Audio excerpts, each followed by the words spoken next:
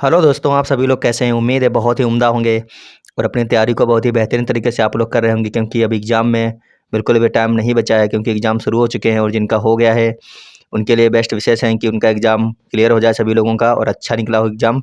बाकी जिन लोगों का होने वाला है उन लोगों के लिए 16 की शिफ्ट और 20 की और 21 की शिफ्ट को देखते हुए संभावित क्वेश्चनों की सीरीज हम आपको आज कराने वाले हैं, जो कि ईवीएस में सारे के सारे क्वेश्चन आज ऐसे लेकर आए हैं जो पूछे जाने की प्रबल संभावना रखते हैं सारे के सारे क्वेश्चन।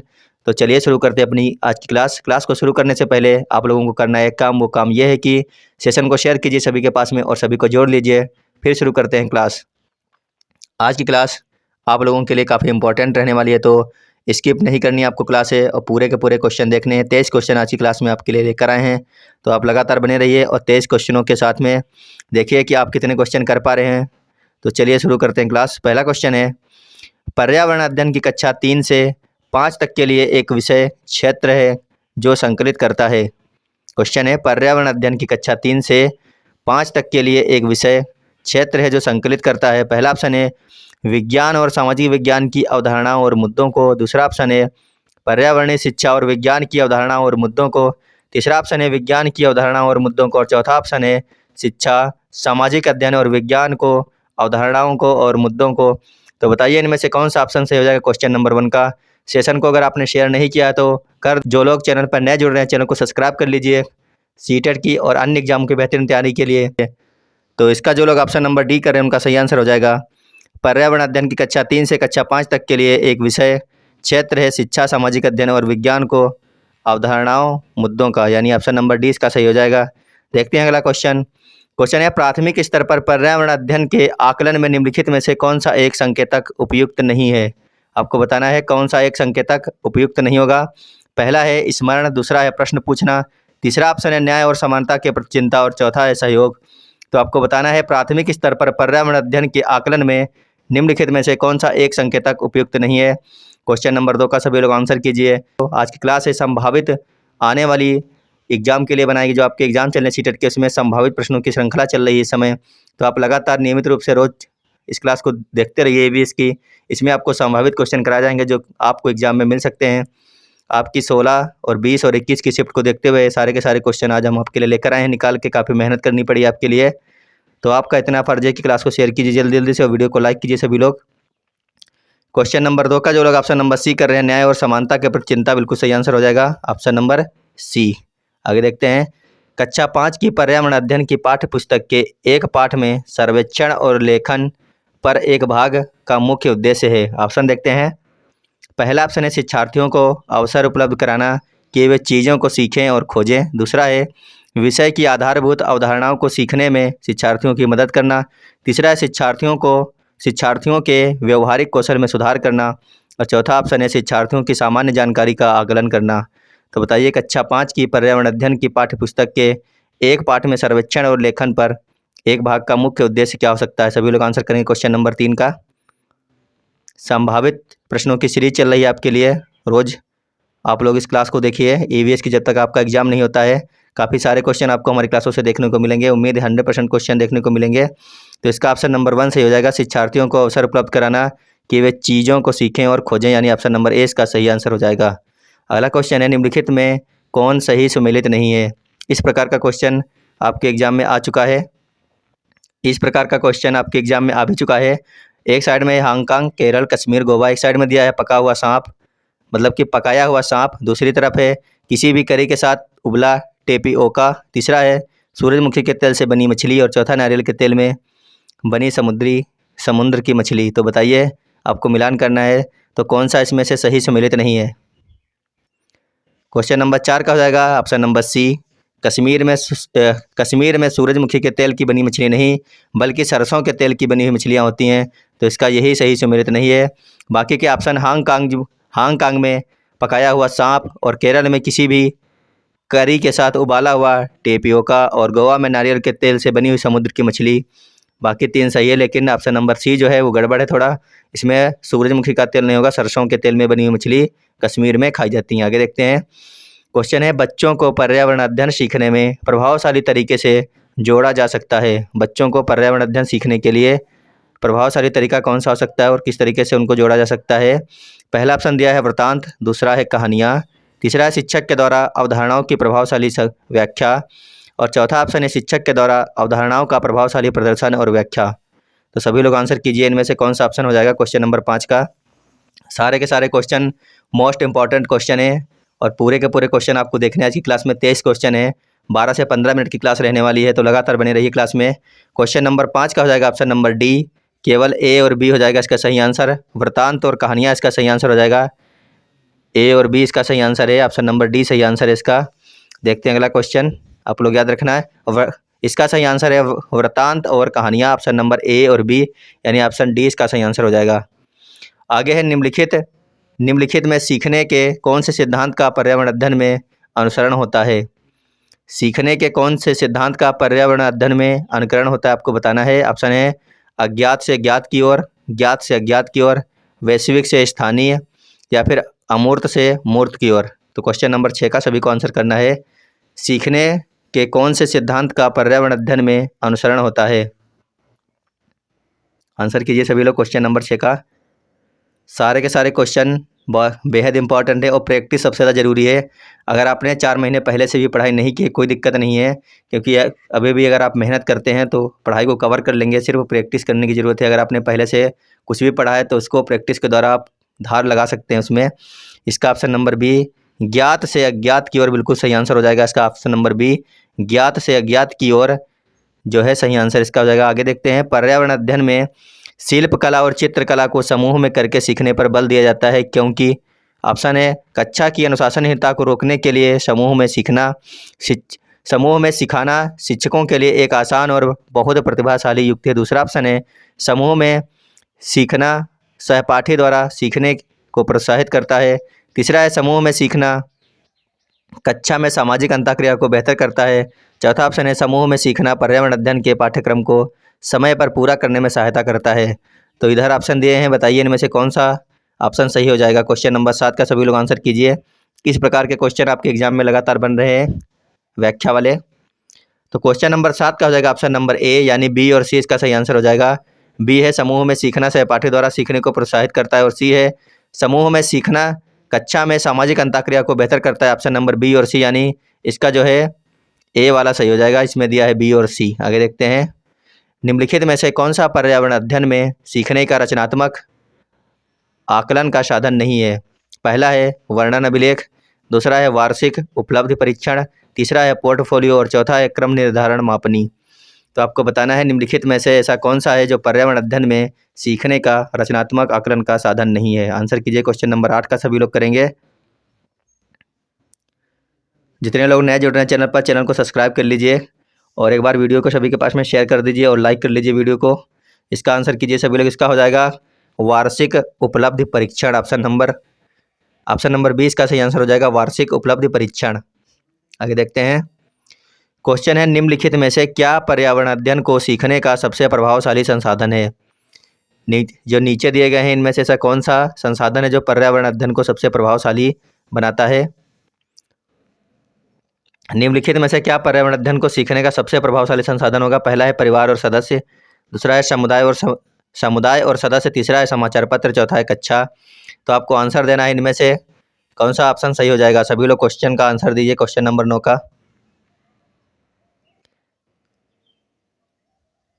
तो इसका हो जाएगा ऑप्शन नंबर ए, यानी ABC, परिवार के सदस्य, समुदाय के सदस्य और समाचार पत्र, ये तीनों ऑप्शन इसके सही हो जाएंगे, जबकि कक्षा जो है इसका सही आंसर नहीं होगा, यानी ऑप्शन नंबर ए इसका सही आंसर है, A, B और C। आगे देखते हैं, क्वेश्चन है निम्नलिखित में से किसको पर्यावरण अध्ययन में बच्चों के आकलन में दूर करना चाहिए। बच्चों के आकलन में इनमें से किस ऑप्शन को दूर कर देना है आपको। पहला है आकलन के संकेतकों का उपयोग, दूसरा है बच्चों के सीखने के गुणात्मक आकलन, तीसरा है बच्चों के उत्तर को सही या गलत में आंकना, चौथा है कक्षा 5 की EVS पाठ्य पुस्तक में प्रत्येक पाठ के अंत में दिए गए आज हमने क्या सीखा पर चर्चा।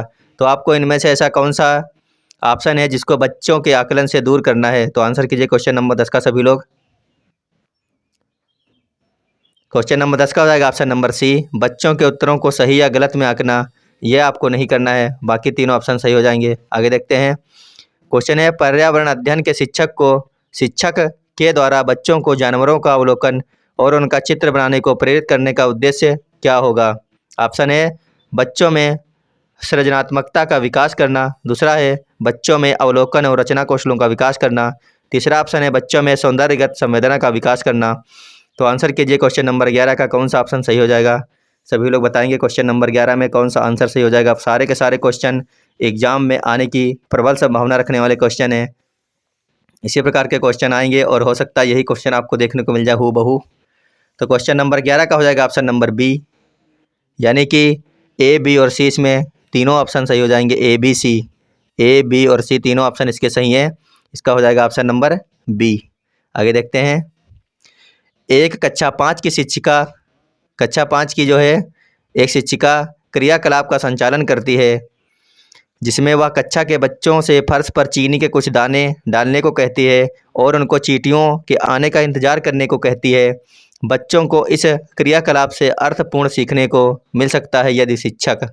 तो आपको बताना है इनमें से कौन सा ऑप्शन सही हो जाएगा। सभी लोग आंसर करेंगे कि एक कक्षा 5 की शिक्षिका है, वो एक क्रियाकलाप का संचालन कर रही है, बच्चों से कह रहे हैं कि फर्श के ऊपर चीनी के कुछ दानों को डाल दीजिए और चींटियों के आने का इंतजार कीजिए। तो आपको बताना अब इसमें यह है कि बच्चों के इस क्रियाकलाप से अर्थपूर्ण सीखने को मिल सकता है यदि शिक्षक बच्चों को क्रियाकलाप का अवलोकन, अनुभव साझा और उस पर चर्चा करने को प्रेरित करती है, या फिर बच्चों को क्रियाकलाप से संबंधित प्रश्नों को घर से करने को प्रेरित करती है, बच्चों को क्रियाकलाप का अवलोकन करने को प्रेरित करती है, या फिर बच्चों को अपने अनुभव साझा करने को प्रेरित करती है। तो इनमें से कौन सा ऑप्शन सही हो जाएगा क्वेश्चन नंबर 12 का?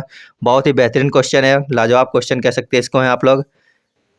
तो क्वेश्चन नंबर 12 का हो जाएगा ऑप्शन नंबर 1, बच्चों को क्रियाकलाप का अवलोकन, अनुभव साझा और उस पर चर्चा करने को प्रेरित करके एक शिक्षक जो है वो क्रियाकलाप से पूर्ण अर्थ सीखने को मिल सकता है बच्चों को। ऑप्शन नंबर इसका ए जो है सही आंसर हो जाएगा।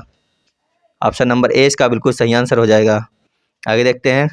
क्वेश्चन है नीचे दिए गए पक्षियों की कौन सी प्रजाति झटके से अपनी गर्दन आगे पीछे करती है? आपको बताना है। पहला ऑप्शन है बसंत गौरी, दूसरा है मैना, तीसरा है उल्लू, चौथा है कौआ। तो बताइए नीचे दिए गए पक्षियों की कौन सी प्रजाति ऐसी है जो अपनी गर्दन को झटके के साथ आगे पीछे करती है? आंसर कीजिए क्वेश्चन नंबर 13 का। तो इसका हो जाएगा ऑप्शन नंबर बी। क्या हो जाएगा? मैना एक ऐसा पक्षी है जो अपनी गर्दन को झटके के साथ में आगे पीछे करता है। ऑप्शन नंबर 20 का सही आंसर हो जाएगा। अगला क्वेश्चन है घरों के नीचे दिए गए विवरणों पर विचार कीजिए। राजस्थान में गांव के लोग मिट्टी के घरों जिनकी छतें कटीली झाड़ियों की होती हैं में रहते हैं। दूसरा ऑप्शन है मनाली में घर बांस के खंभों पर बनाए जाते हैं। तीसरा है लेह में पत्थर के 2 मंजिले घर बनाए जाते हैं जिन्हें बनाए जाते हैं नीचे की मंजिल पर ज़रूरत का सामान और जानवर को रखते हैं। तो इनमें से सही कथन आपको छांटना है। इन तीनों में से कौन सा ऑप्शन सही हो जाएगा बताइए सभी लोग। क्वेश्चन नंबर 14 का बताइए इन तीनों में से कौन से ऑप्शन सही हैं।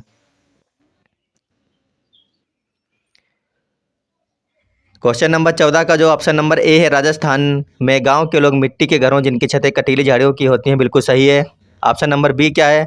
मनाली में बांस के घर, बिल्कुल गलत हो जाएगा। ऑप्शन नंबर सी है लेह में पत्थर के 2 मंजिले घर बनाए जाते हैं, नीचे की मंजिल पर जरूरत का सामान और जानवर रहते हैं, बिल्कुल सही है। यानी इसका ऑप्शन नंबर ए और सी सही है। क्या सही है? ए और सी। ए सी जहाँ पर होगा वो सही हो जाएगा। ए सी है ऑप्शन नंबर ए में। तो क्वेश्चन नंबर 14 का ऑप्शन नंबर ए बिल्कुल सही हो जाएगा। ए और सी वाला ऑप्शन सही है आपका। आगे देखते हैं। निम्नलिखित में से जीवन प्रक्रिया का कौन सा युग्म पेड़ पौधों और जीव जंतुओं दोनों में मिलता है? आपको बताना है इनमें से ऐसा कौन सा युग्म है जो पेड़ पौधों और जीव जंतुओं दोनों में मिलता है। पहला है प्रजनन और भोजन बनाना, दूसरा है प्रजनन और अंकुरण वृद्धि, तीसरा है वृद्धि और प्रजनन, चौथा है वृद्धि और भोजन बनाना। तो बताइए ऐसा कौन सा ऑप्शन है जो पेड़ पौधों और जीव जंतुओं दोनों में मिलता है। सभी लोग आंसर कीजिए क्वेश्चन नंबर 15 का। तो इसका हो जाएगा ऑप्शन नंबर सी। क्या हो जाएगा? वृद्धि और प्रजनन करना। ये जो पेड़ पौधों और जीव जंतुओं दोनों का ही काम होता है, वृद्धि और प्रजनन करना। अगला क्वेश्चन है हाथियों के विषय में नीचे दिए गए कथनों पर विचार कीजिए। मोस्ट इंपॉर्टेंट क्वेश्चन है, हर एग्जाम में पूछा गया है, अधिकतर हर शिफ्ट में भी इसमें से एक ना एक क्वेश्चन बन ही जाता है। तो आप लोग इसको ध्यान से पढ़िए और आंसर कीजिए। क्या हो जाएगा? ऑप्शन है हाथी बहुत कम आराम करते हैं या एक दिन में केवल 2 से 4 घंटे ही सोते हैं। दूसरा है एक बड़ा हाथी एक दिन में 200 किलो से अधिक पत्तियां और झाड़ियां खा लेता है। तीसरा है इन्हें पानी और कीचड़ में खेलना बहुत भाता है, इससे इनके शरीर को ठंडक मिलती है। चौथा है किसी हाथियों के झुंड में सबसे बुजुर्ग हथनी ही सभी फैसले लेती है। तो इनमें से सही कथन आपको छांटने हैं कौन से, इनमें से सही कथन आपको छांटने हैं कौन से कथन सही है इन चारों में से। आंसर कीजिए एक बार सभी लोग क्वेश्चन नंबर 16 का, इन चारों में से कौन से कथन सही हो जाएंगे। आराम से आंसर करना है क्योंकि ये क्वेश्चन हाथियों से संबंधित हर एक शिफ्ट में बनेगा और बन भी रहा है लगातार। 16 हो गया, 20 हो गया और 21 हो गया, तो एक क्वेश्चन बनता है इन पर। तो बताइए कौन सा ऑप्शन हो जाएगा क्वेश्चन नंबर 16 का। तो इसका हो जाएगा ऑप्शन नंबर ए, क्या हो जाएगा सी डी ए, क्या हो जाएगा ए सी और डी जो ऑप्शन सही है, लेकिन बी वाला सही नहीं है। एक बड़ा हाथी एक दिन में 200 किलोग्राम से अधिक पत्तियां और झड़ियाँ खाता है, ये सही नहीं है, इसका बी वाला सही नहीं है। बाकी ए सी डी इसका सही है, यानी ऑप्शन नंबर ए सही है, इसका है ए सी डी ऑप्शन सही हो जाएगा। क्या हो जाएगा, हाथी बहुत कम आराम करते हैं या एक दिन में केवल 2 से 4 घंटे ही सोते हैं। सारे के सारे ऑप्शन आप लोग रट के रखिए क्योंकि क्वेश्चन बनना लगभग तय है, हर शिफ्ट में क्वेश्चन बनेगा। इन्हें पानी और कीचड़ में खेलना बहुत अच्छा लगता है, इससे इनके शरीर को ठंडक मिलती है। और चौथा था किसी हाथियों के झुंड में सबसे बुजुर्ग हथनी ही सभी फैसले लेती है, ये भी सही है, यानी ऑप्शन नंबर इसका ए सी डी सही हो जाएगा। आगे देखते हैं। रेगिस्तानी ओक नाम का एक पेड़ है जो पाया जाता है, कहाँ पाया जाता है, राजस्थान के रेगिस्तानों में या फिर संयुक्त अरब अमीरात के रेगिस्तानों में या फिर अबू धाबी में या फिर ऑस्ट्रेलिया में। तो आपको बताना है कि राजस्थानी ओक नाम का पेड़ कहाँ पर पाया जाता है, राजस्थानी ओक कहाँ पर पाया जाता है। सभी लोग आंसर कीजिए क्वेश्चन नंबर 17 का। तो राजस्थानी ओक नाम का पेड़ जो है ये ऑस्ट्रेलिया में पाया जाता है, इसका ऑप्शन नंबर डी सही आंसर हो जाएगा, यह पाया जाता है ऑस्ट्रेलिया में। आगे देखते हैं। क्वेश्चन है नेपेंथिस वह पौधा है जो शिकार करता है के विषय में नीचे दिए गए कथनों पर विचार कीजिए। पहला है यह पौधा ऑस्ट्रेलिया, इंडोनेशिया और भारत में मेघालय में पाया जाता है। दूसरा है इसका आकार घड़े जैसा होता है और इसका मुंह एक पत्ती से ढका रहता है। तीसरा है केवल छोटे कीड़े मकोड़ों को फंसाकर उनका शिकार कर सकता है। और चौथा ऑप्शन है छोटे कीड़े मकोड़ों को खींचने के लिए मोहक आवाज़ निकालता है जो इसमें फंस जाते हैं और बाहर नहीं निकल पाते हैं। तो कौन सा ऑप्शन सही हो जाएगा क्वेश्चन नंबर 18 का, सभी लोग आंसर करेंगे। क्वेश्चन नंबर 18 का बताइए क्या हो जाएगा सही आंसर। नीचे ऑप्शन दिए गए हैं, उनमें से देखकर आपको बताना है कि कौन सा ऑप्शन सही हो जाएंगे क्वेश्चन नंबर 18 के। तो इसका जो है ऑप्शन नंबर ए, यह पौधा ऑस्ट्रेलिया, इंडोनेशिया और भारत में मेघालय में पाया जाता है, सही आंसर है। बी है इसका आकार घड़े जैसा होता है और इसका मुंह एक पत्ती से बंद होता है। सी है केवल छोटे कीड़ा मकोड़ों को फंसाकर उनका शिकार करता है, केवल छोटे कीड़ा मकोड़ा नहीं बल्कि यह मेढक और चूहों को भी फंसाकर शिकार करता है, यानी सी गलत हो गया। चौथा ऑप्शन है छोटे कीड़ा मकोड़ों को खींचने के लिए मोहक आवाज़ नहीं निकालता है, मोहक गंध निकालता है, ये भी गलत हो गया, यानी ऑप्शन नंबर ए और बी जिसमें है वही सही हो जाएगा। तो ऑप्शन नंबर ए और बी इसमें है ऑप्शन नंबर सी, यानी इसका ऑप्शन नंबर सी वाला बिल्कुल सही हो जाएगा, ऑप्शन नंबर सी इसका सही आंसर है। अगला क्वेश्चन है तमिलनाडु के निकटवर्ती राज्य हैं, आपको बताना है कि तमिलनाडु के निकटवर्ती राज्य कौन कौन से हो जाएंगे। पहला है कर्नाटक, छत्तीसगढ़, केरल।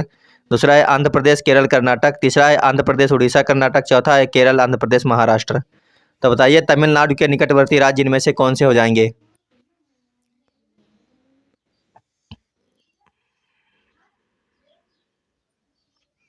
तो क्वेश्चन नंबर 19 का हो जाएगा option number B, Andhra Pradesh, Kerala और कर्नाटक जो है तमिलनाडु के निकटवर्ती राज्य हैं, ऑप्शन नंबर बी सही आंसर हो जाएगा। इसका मैप से एक क्वेश्चन बनना लगभग तय है क्योंकि लगातार बनते चला रहा है। आपको याद रखना है आंध्र प्रदेश से अगर निकटवर्ती राज्य के बारे में पूछता है तो उड़ीसा लगता है, छत्तीसगढ़ लगेगा, तेलंगाना लगेगा और कर्नाटक और तमिलनाडु याद रखिएगा।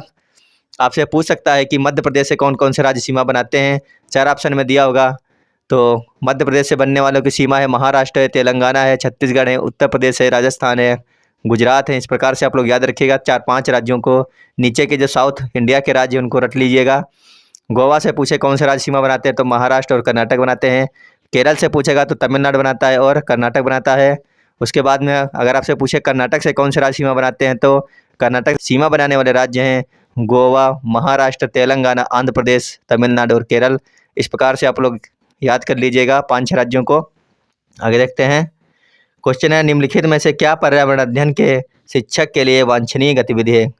आपको बताना है इनमें से ऐसा कौन सा ऑप्शन है जो पर्यावरण अध्ययन के शिक्षक के लिए वांछनीय गतिविधि हो जाएगा। पहला ऑप्शन है पर्यावरण अध्ययन के 6 प्रकरणों का रेखीय आयोजन करना। दूसरा है केवल पाठ्य पुस्तकों पर आश्रित रहना। तीसरा है विभिन्न कक्षाओं की बहुसांस्कृतिक क्षेत्रों को संबोधित करना है। चौथा ऑप्शन है पर्यावरण अध्ययन की अवधारणाओं से संबंधित महत्वपूर्ण सूचनाओं को बच्चों को देने के लिए प्रेरित करना। तो बताइए निम्नलिखित में से क्या पर्यावरण अध्ययन के शिक्षक के लिए वांछनीय गतिविधि हो जाएगा। तो क्वेश्चन नंबर 20 का हो जाएगा ऑप्शन नंबर सी, किन कक्षाओं की बहुसांस्कृतिक क्षेत्रों को संबोधित करना। ऑप्शन नंबर सी सही आंसर हो जाएगा इसका क्वेश्चन नंबर 20 का। आगे देखते हैं क्वेश्चन है निम्नलिखित में से कौन सा पर्यावरण अध्ययन पाठ्यक्रम के सुझावित प्रकरणों का उप प्रकरण है। निम्नलिखित में से कौन सा पर्यावरण अध्ययन पाठ्यक्रम के सुझावित प्रकरणों का उप प्रकरण हो जाएगा, सभी को बताना है। पहला है जानवर, दूसरा है हम चीज़ें कैसे बनाते हैं, तीसरा है परिवार और मित्र, चौथा है भोजन। तो क्वेश्चन नंबर 21 का सभी को आंसर करना है। पर्यावरण अध्ययन पाठ्यक्रम के सुझावित प्रकरणों का उप प्रकरण जानवर हो जाएगा। ऑप्शन नंबर ए इसका सही आंसर है। क्या है? जानवर इसका बिल्कुल सही आंसर हो जाएगा। अगला क्वेश्चन है निम्नलिखित में से क्या पर्यावरण अध्ययन में बच्चों के द्वारा ज्ञान की रचना में महत्वपूर्ण है। ऑप्शन देखते हैं। पहला है बच्चों का सक्रिय भाग लेना, दूसरा है बच्चों के समुदाय के सदस्य, तीसरा ऑप्शन है पर्यावरण अध्ययन की पाठ्य पुस्तकें और चौथा है पर्यावरण अध्ययन की पाठ्य पुस्तक में दी गई व्याख्या और परिभाषा। तो बताइए इनमें से कौन सा ऑप्शन ऐसा है जो पर्यावरण अध्ययन में बच्चों के द्वारा ज्ञान की रचना में महत्वपूर्ण होते हैं। ऑप्शन देखिए और आंसर कीजिए आप लोग क्वेश्चन नंबर 22 का। तो क्वेश्चन नंबर 22 का हो जाएगा ऑप्शन नंबर सी, यानी ए, बी और सी इसमें बिल्कुल सही हो जाएगा। ए, बी, सी जो है इसका सही आंसर हो जाएगा ए, बी और सी। आगे देखते हैं अगला क्वेश्चन है बच्चों को पर्यावरण अध्ययन को सीखने के लिए खोजने के द्वारा पर्याप्त समय दिया जाता है या इंगित करता है कि, क्या इंगित करता है। ऑप्शन देखते हैं। पहला है पर्यावरण अध्ययन बाल केंद्रित है, दूसरा है पर्यावरण अध्ययन शिक्षक केंद्रित है, तीसरा है पर्यावरण अध्ययन याद करके सीखा जाता है और चौथा है पर्यावरण अध्ययन सूचनाओं द्वारा सीखा जाता है। आज का अंतिम क्वेश्चन है और बेहतरीन क्वेश्चन है, तो इसका आंसर सभी लोग बताएंगे। क्या हो जाएगा क्वेश्चन नंबर 23 का। तो इसका हो जाएगा ऑप्शन नंबर 1। क्या हो जाएगा? पर्यावरण अध्ययन कैसा है? बाल केंद्रित अध्ययन है। पर्यावरण अध्ययन यानी जितने भी अध्ययन है सारे के सारे अध्ययन कैसे हैं? बाल केंद्रित अध्ययन होते हैं। आपको बताना है कि आज की हमारी क्लास आपको कैसी लगी। हमने आज आपके लिए वही क्वेश्चन निकालने की कोशिश की है जो आपके एग्जाम में आपको आगे की शिफ्टों में देखने को मिल सकते हैं। संभावित प्रश्नों की श्रृंखला चल रही है यहाँ पर, आप लोग बने रहिए। रोज़ नियमित रूप से ईवीएस की क्लास को देखिए। तो उम्मीद है कि आपको हमारी क्लास पसंद आई होगी। अगर क्लास पसंद आई है तो वीडियो को लाइक कर लीजिएगा और चैनल को सब्सक्राइब कर लीजिएगा। अगर आप नए जुड़ रहे हैं तो बाकी सभी लोग वीडियो को साथी मित्रों के पास में शेयर कर दीजिएगा। अभी के लिए क्लास देखने के लिए धन्यवाद और अपनी तैयारी को बहुत ही शानदार तरीके से करते रहिए, क्योंकि अब की बार में सीटेट का एग्ज़ाम आपको निकालना ही निकालना है। धन्यवाद, बाय बाय।